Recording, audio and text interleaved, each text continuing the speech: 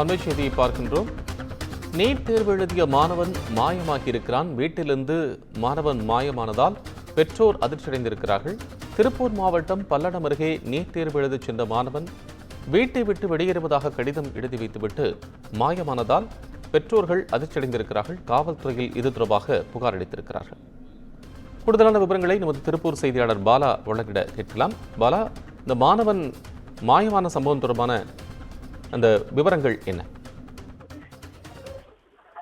நிச்சயமா கோபாலகிருஷ்ணன், அதாவது நாடு முழுவதும் நேற்று நீட் தேர்வு நடைபெற்றது. அங்க திருப்பூர் மாவட்டத்தில் 7 மையங்களில் 3000க்கும் மேற்பட்ட மாணவர்கள் நீட் தேர்வு எழுதினர்.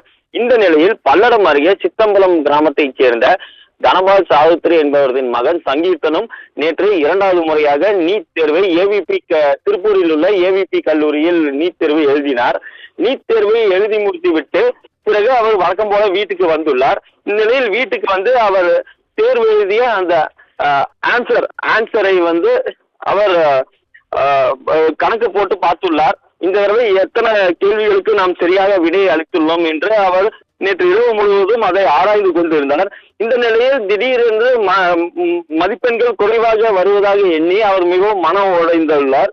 மேலும் அவர் இன்று அதிகாலை வீட்டில் கடிதாசி ஒன்று எழுதி வைத்து விட்டு, நான் மீண்டும் டாக்டரான பிறகுதான் இந்த வீட்டுக்கு வருவேன் என்று யாரிடமும் சொல்லாமல் வீட்டை விட்டு வெளியேறியுள்ளார். இன்று காலை அவரது பெற்றோர்கள் எழுந்து இந்த கடிதத்தை கண்டவுடன் அதிர்ச்சி அடைந்து பல்லடம் காவல் நிலையத்தில் இது தொடர்பாக புகார் அளித்துள்ளார். இந்த சம்பவம் அப்பகுதியில் பெரும் பரபரப்பை ஏற்படுத்தியுள்ளது. கோபாலகிருஷ்ணன்.